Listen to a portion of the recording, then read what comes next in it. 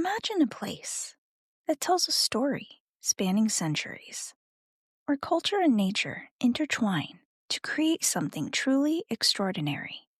That's the beauty of UNESCO World Heritage Sites. I'm Abigail, and this is Global Treasures, the podcast that covers the history, travel tips, and legends surrounding one of the 1,223 World Heritage Sites each episode. These places have been identified as having universal cultural or natural significance that is so exceptional that it transcends national boundaries and is of importance to present and future generations. Welcome to Season 2, where we'll explore the 45 sites that UNESCO added in 1979 together. Thank you for listening to the Global Treasures podcast. We appreciate all of your support, and you can continue to support us by subscribing at Apple Podcasts, Spotify, or Podbean. You can also follow us on TikTok and Facebook. Please share this podcast with your friends as well if they love history and travel too.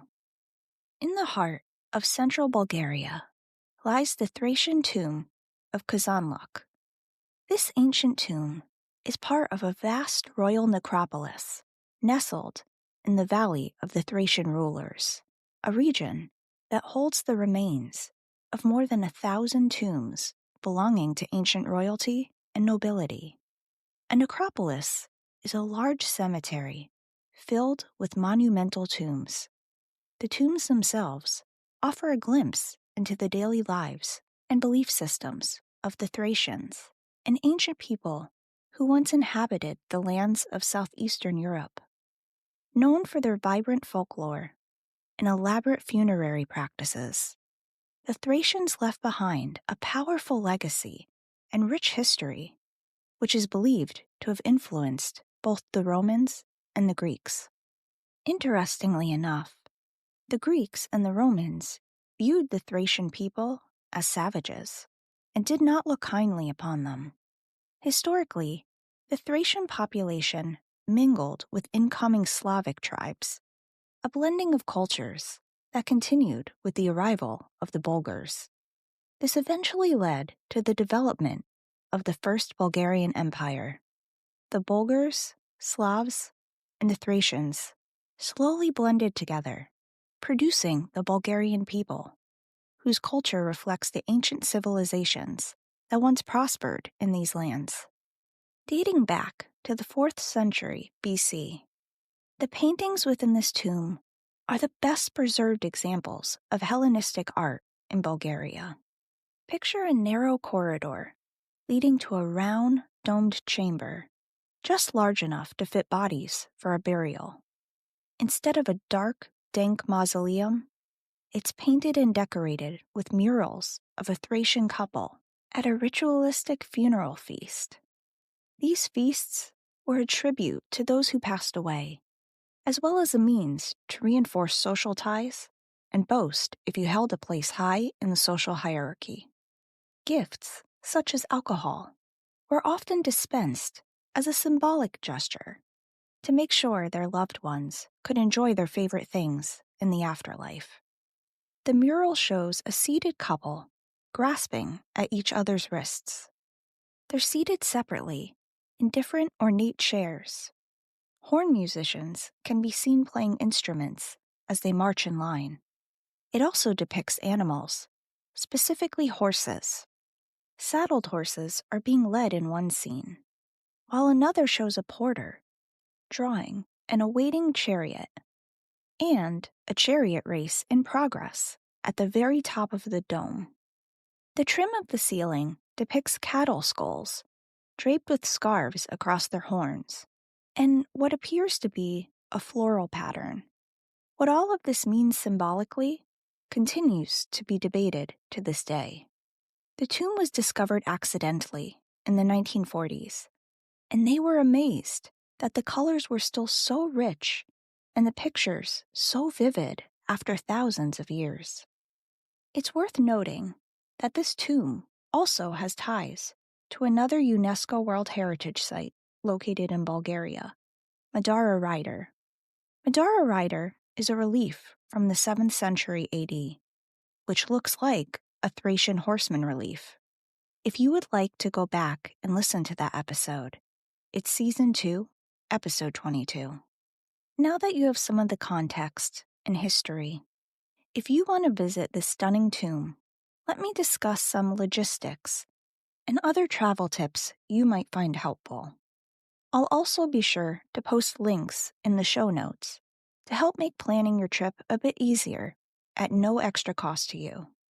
If you're flying in from another country, you'll want to fly into Plovdiv Airport and then take a bus, train, car, or taxi to Kazanlak. There is public transportation by bus in case you don't rent a car. You should know that certain rideshare companies don't operate in Bulgaria. If you choose to stay in Kazanlak, you'll have plenty of hotel and homestay options available. In terms of getting tickets for the site, know that the original tomb is not open to the public. This, of course, is for preservation purposes. So what you will see is an incredibly detailed replica. You can't purchase tickets online, but you can buy them on site. It's inexpensive, and certain days of the month actually are free. And you don't have to worry about fighting off large crowds either. It appears the site gets under 1,000 visitors each year. You can also visit the Museum of History Iskra, which contains finds from the Thracian town of Southopolis and over 50,000 other original exhibits. Another popular stop in the area is the tomb of Sooth III, which is not a replica. You'll be seeing the real thing. It doesn't contain his remains, though. He was likely cremated. It doesn't have the grand frescoes like the Thracian tomb, but it contains a bronze head and a helmet that are both in remarkable condition. Finally, there's the Shipka Memorial Church, which was erected after Bulgarian independence. This is a great spot for photos. It is truly beautiful. I do want to mention there are day tours from Sofia and other towns and cities throughout the country that cover the tomb and a couple of the other spots I mentioned. But know that it's going to be a lot of travel to and from, potentially 2 to 4 hours each way by bus. So you may not have a lot of time to spend in the actual sites and museums. Sometimes seeing less, but having quality time in each spot makes for a more worthwhile trip. In terms of the weather, the winters are mild, with low temperatures in the 30s, and that's degrees Fahrenheit. It gets up as high as the mid-70s during the summer, and between May and August, there is a moderate amount of rain, so you may want to pack a poncho or an umbrella. While English is more widely spoken in tourist hotspots, Bulgarian is the official language, so be ready with a translation app or consider learning a few phrases like please and thank you for efficient communication. But keep in mind that one of the best parts of traveling is the learning that comes with it. It's truly empowering and reminds me of all of the things that I'm adept at. You may also want to bring cash to exchange for Bulgarian currency upon arrival. Certain credit cards may not be accepted in smaller stores. Per usual, I want to touch on the cuisine as well. Kazanlak has cafes, food markets, bakeries, fast food, and fine dining options available. One dish that's worth trying, if you see it on a menu, is moussaka. Although this dish is typically associated with the Greeks, the Bulgarian spin on this is really tasty. Moussaka is minced spiced meat combined with tomatoes and eggplant. However, this version swaps out eggplant for white potatoes and is topped with a bechamel sauce. It's often served at celebrations. Food shapes our individual and collective or global identities and serves as a means to nourish ourselves physically, emotionally, and spiritually. Today, the Thracian Tomb of Kazanlak stands as a symbol of that deep and complex history, a treasure of Bulgaria that connects its modern identity to the ancient world. Join us for our next episode, where we'll explore Tikal National Park, located in Guatemala.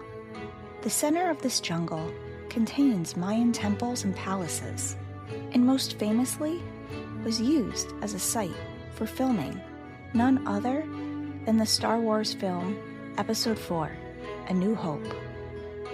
Until then, keep exploring, keep wondering, and keep treasuring the remarkable diversity of our world's heritage.